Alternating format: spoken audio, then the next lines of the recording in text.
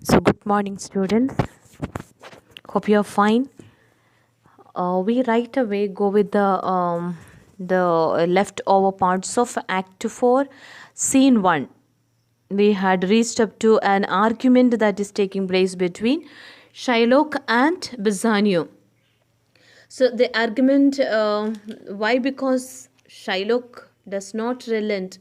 He does not show any kind of mercy even after the request by Duke and Bassanio, and there arise a kind of argument between Shylock and Bassanio. Bassanio asks Shylock whether a man is obliged to seek the death of everything he dislikes.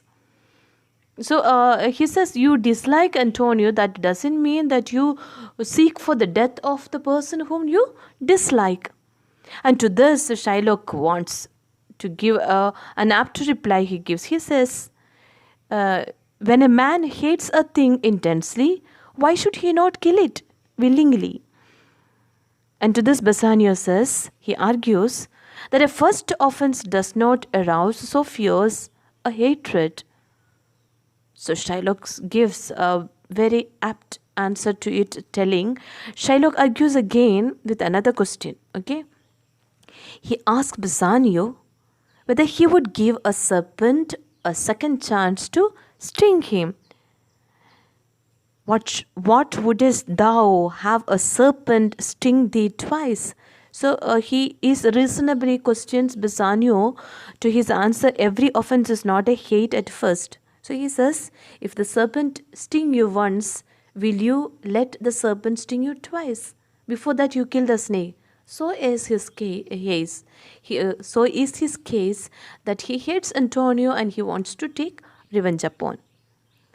To listening to this argument, now Antonio speaks out. Antonio tells Bassanio that it is useless to plead with the Jew to show mercy. Now read the text, children. I pray you, I think you question with the Jew. You may as well go stand upon the beach and bid the main flood bait his usual height. So he is telling it is useless. Think you question with the Jew. It is useless to argue with the Jew to show mercy. It is much more better to hope. You may as well go stand up the beach. You go to the seashore and bid the main flood bait his usual height. So he is telling it is better for you. It is like that you go to the seashore and ask the tide not to rise so high as usual. So high as usual. And again he says, 2-3 examples he gives to show how hard-hearted this Shylock is.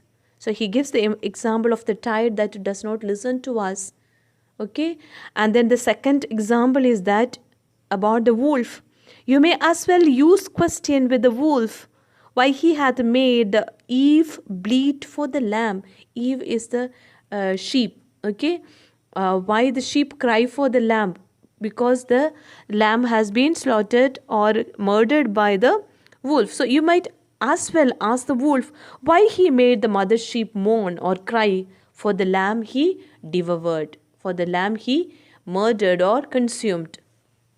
And the next, another example, he says about the pine trees, how eerie sounds it creates.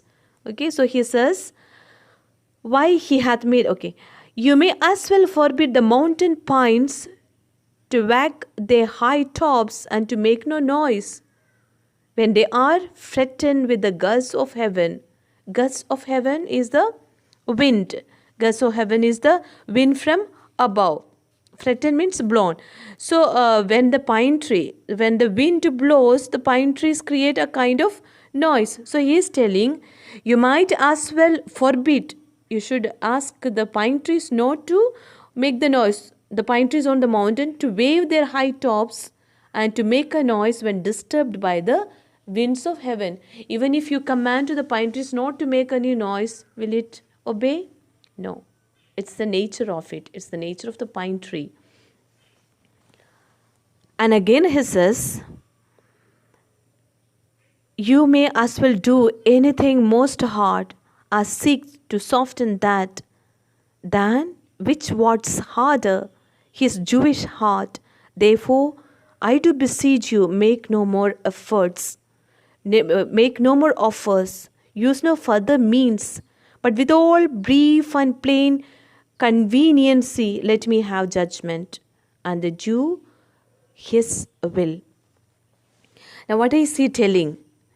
You might as well attempt, okay? He's telling to Bassanio, it is better that you attempt the hardest thing in the world rather than attempt a thing still harder to soften the heart of a Jew.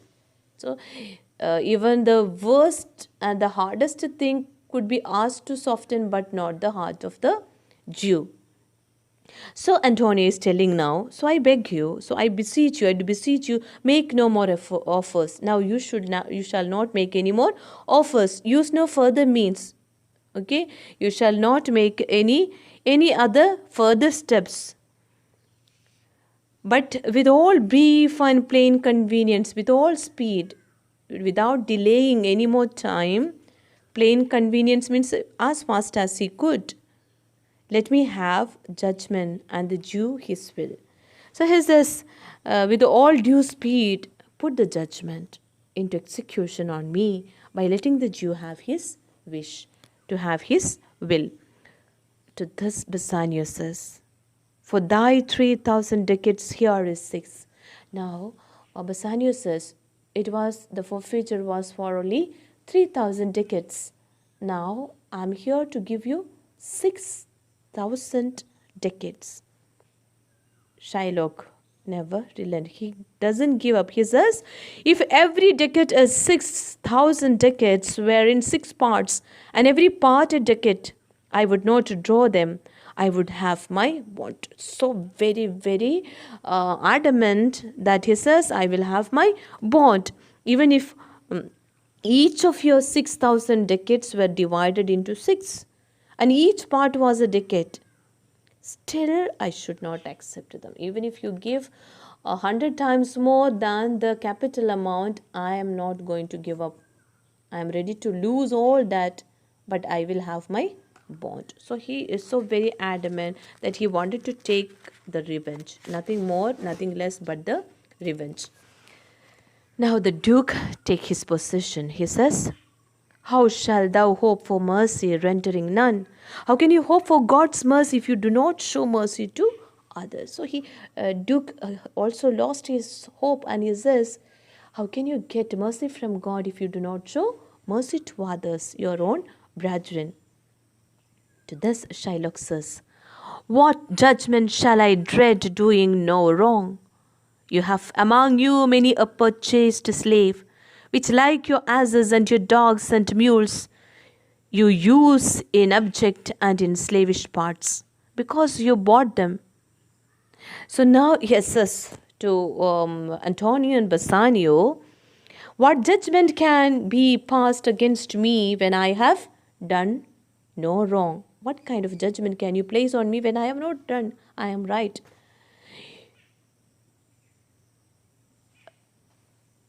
You have among you many purchased slaves. Here, you have among you is meaning to Antonio and Bassanio, the Christians. So he says, you Christian people have many slaves which you have purchased. And like your asses, like your dogs and your moles, you employ them in degrading the servile task. You give them slavery, slave-like tax, menial works, or no other grounds than that you have bought them. Just because you have bought them, you make them work like slaves. Let their beds. Now he says, shall I say to you, let them be free, marry them to your heirs. Why sweat they under burdens? Let their beds be made as soft as yours, and let their palates be seasoned with such viands. You will answer. Now he says, you set those slaves free and let them marry your own children, your heirs. Why sweat they burden? Why sweat they under burdens? Why are you giving them such burdens? Let their beds be made as soft as yours. Let their beds also be comfortable as that of yours. And let their palates, means their hunger, be seasoned with such wines. Let their hunger also be, let them also be given good foods as you eat, the rich foods that you eat, the rich stuff. Let them also have. The slaves are up. You say, now he says, so do I answer you, the pound of flesh which I demand of him is dearly bought. It's mine and I will have it. If you deny me, fie upon your law. There is no force in the decrees of Venice. I stand for judgment. Answer, shall I have it? Now he is again threatening the Duke, telling that uh, you give me a just reply to all these. This pound of flesh which I claim from Antonio has been bought by me at a high price.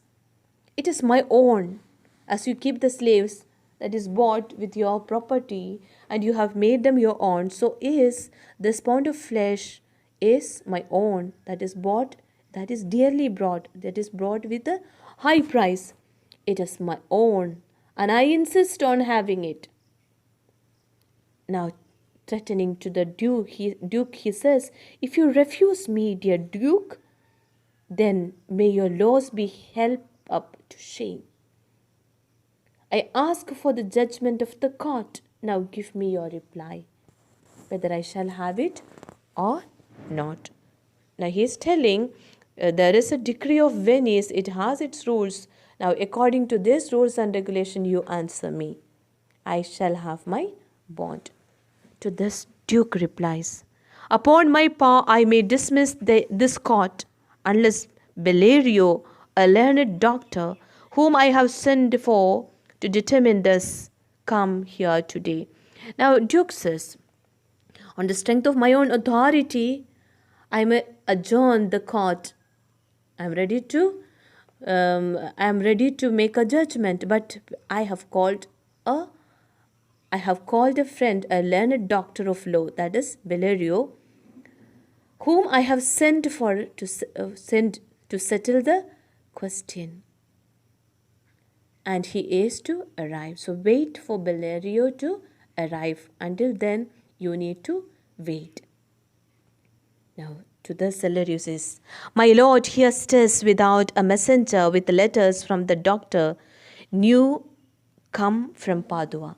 So to this Duke's reply, Cellarius says, there is a messenger here from Padua sent by Dr. Bellerio. Duke says, bring us the letters, called the messenger. Bring me those letters. Bassanio. Good cheer, Antonio, what man, courage yet. The Jew shall have my flesh, blood, bones and all, or thou shalt lose for me one drop of blood. Now to this, Bassanio wanted to encourage Antonio not to give up. He says, cheer up, Antonio. You need to be brave still. I shall let the Jew have all my blood, flesh and bones also, before I shall allow you to lose one drop of blood on my account. Now Bassanio says, I will lose whole of myself. I am ready to give up myself, but I will not let a drop of blood from you to be lost under the spell of this Jew.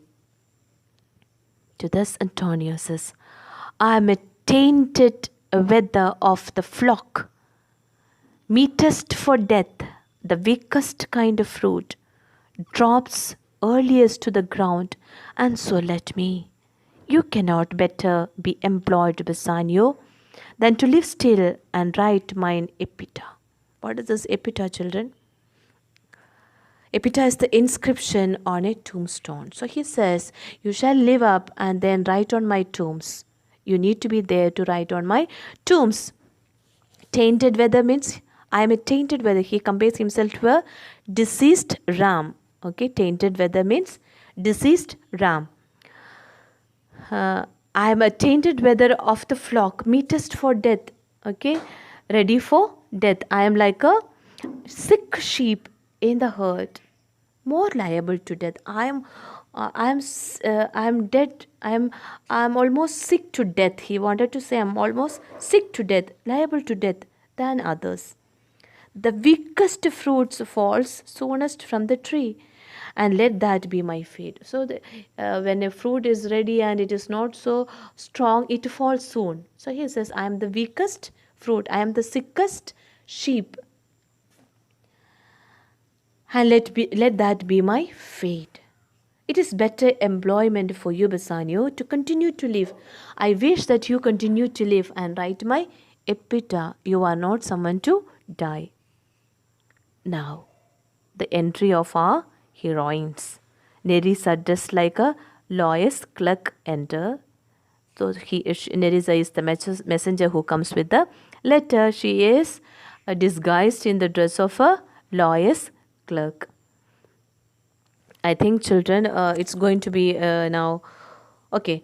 Until Portia reaches, we will continue with it. Now, came you from Padua, from Bellerio? Now, Duke tried to introduce the person, the messenger, asking, are you from Padua, sent by Bellerio?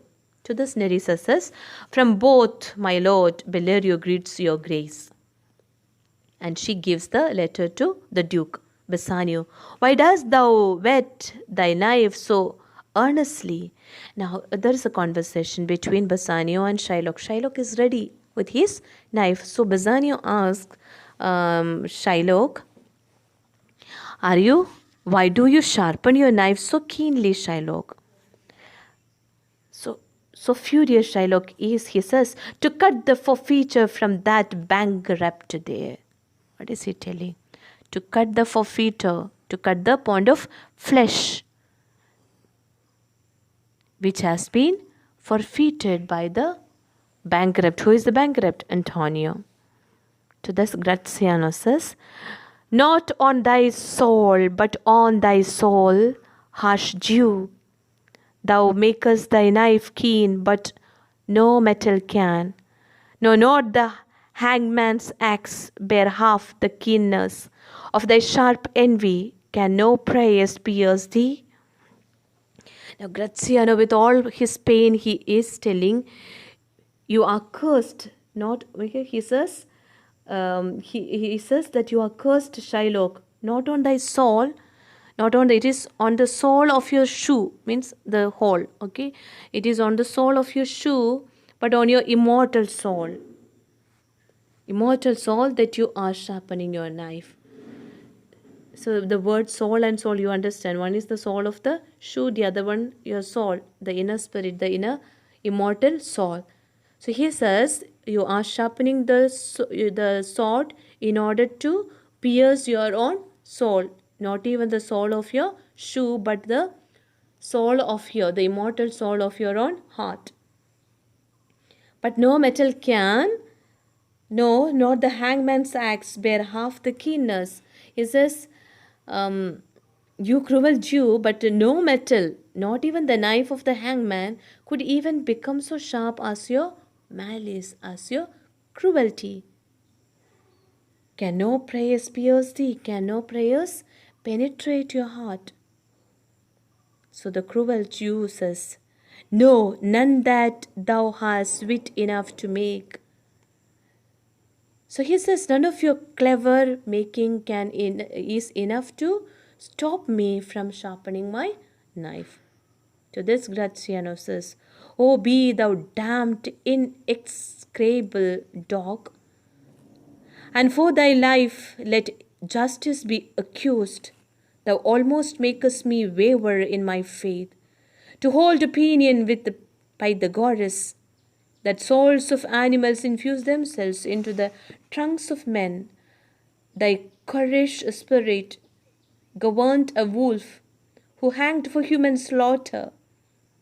Even from the gallows did his fell soul fleet, and while thou layest in thy unhallowed dam, infused itself in thee, for thy desires are wolfish, bloody, starved, and ravenous.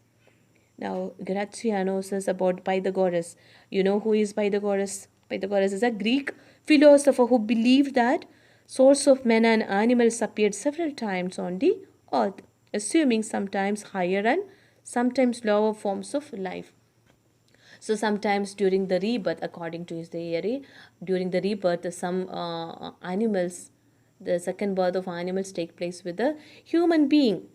So Graziano is cursing Shylock. So he is telling, "Oh, may you be damned, may you be accursed, may you be cursed. You are an obstinate dog who never give up, who does not have any mercy, who does not pity. So you are an inexcrable. Inexcrable means one who cannot be insulted and cursed enough. So beyond redemption. Okay, he is someone who is beyond redemption. It is beyond insult and curse. And for thy life, let justice be accused. Let justice be blamed for the fact that it allows you to live. Let justice be blamed, accused for the fact that it allows you to live. The most makest me waver in my faith to hold opinion with the Pythagoras that souls of animals infuse themselves into the trunks of men. Now he says telling, you almost make me doubtful of the Christian faith even, and inclined to believe in the theory of Pythagoras. Okay, I am confused, makes me waver in my faith. I am disturbed or I am confused of my own Christian faith. We do not believe in such faith as that animals enter into the human beings in their rebirth. But now looking at Shylock, he says, I believe in that Pythagoras theory that the souls of animals may sometimes enter the bodies of men. Your vile, your dirty spirit once inhabited the body of a wolf who was hanged for killing men. So he is comparing himself to a wolf who is so wretched, who kills the human beings, who is so cruel. So that spirit of a wolf has entered into your body. Even as he was hanged on the gallows, his savage soul sped away from his to where you were, still unborn in the body of your wild mother, and entered into you. For all your inclinations are like that of a wolf. That too, a bloody wolf, a starved wolf, a ravenous wolf who is just waiting for its prey. To all these accusation, Shylock says, till thou can't rail the seal from off my bond, thou but offends thy lungs to speak so loud. Repair thy wit, good youth, or it will fall to cureless ruin. I stand here for lo. And he never give up. Shylock says, you speak words of abuse which will actually remove the legal seal from my agreement. You are only putting, it is not going to change me. All these legal agreement is not going to be given up. It is only going to harm you. He says, you are only putting pressure on your lungs. This is a useless labor in speaking like this. You are only trying to cultivate a more finished sense of humor, or it will break down altogether. Okay? You don't have to use your energy as a young man. It is of no use. I am here only to claim the judgment of the Lord. I stand here only for lo. To this Duke says, this letter from Bellerio doth commend a young and learned doctor to our court. Where is he? Now reading the letter, Duke says, this letter from Dr. Bellerio says that he has sent a young learned doctor to our court. Nerissa, he attendeth here hard by to know your answer whether you will admit him. So to this Nerissa says here he is present just close by. He is waiting for your answer to hear whether you will admit this young learned doctor. To this the Duke says, with all my heart, some 3 or 4 of you go give him courteous conduct to this place. Meantime, the court shall hear Bellerio's letter. Now Duke says, send 2 or 3 in order to welcome the young learned doctor. with our utmost willingness. So he says, I am so full of happiness. With utmost willingness, I recommend that he be in. 3 or 4 of you go and bring him here with the ceremony and politeness. In the meantime, he says that I shall have Bellerio's letter read to the court. Now Duke gives the letter to the clerk, and the clerk reads the letter. So we read until the entry of Portia, we continue. So the letter goes like this. Your grace shall understand that at the receipt of your letter I am very sick. Who is very sick? Dr. Bellerio. But in the instant that your messenger came, in loving visitation was with me a young doctor of Rome. His name is Balthasar. I acquainted him with the cause in controversy between the Jew and Antonio, the merchant. We turned over many books together. He is furnished with my opinion, which bettered with his own learning, the greatness whereof I cannot enough comment, comes with him at my importunity to fill up your grace's request in my stead. I beseech you, let his lack of years be no impediment to let him lack a reverent estimation. For I never knew so young a body with so old a head. I leave him to your gracious acceptance, whose trial shall better publish his commendation. Now he is giving an introduction to this young learned doctor whose name is Balthasar. Your grace shall understand, he says, your grace, the Duke will understand from the way of the performance of the learned doctor that he is young at heart but old in his wisdom. Your grace shall understand that at all the receipt of your letter that I was very sick. So at the receipt of your letter I was very sick. But in the instant that young messenger came in loving visitation was with me a young doctor of Rome. His name is Balthasar. I acquainted him. So it was when he was so sick and taking rest. The messenger from Duke came, and fortunately there was a visitor, this learned doctor from Rome, with him at that time. I acquainted him with the cause in controversy between the Jew. I discussed the nature of the case with him and the dispute between the Jew and the merchant Antonio. So both of them consulted many law books together, and thereupon he understood, that this new lawyer is acquainted with my opinion on the case. This is strengthened by his own learning, and the extent of which I cannot praise too highly, and he brings it all with him at my request to carry out your grace's commission instead of me. And then he says, I beg that his youthfulness should not be considered a reason for withholding your highest esteem. He is a young fellow, but because of his youthfulness, you should not lose your esteem on this young doctor.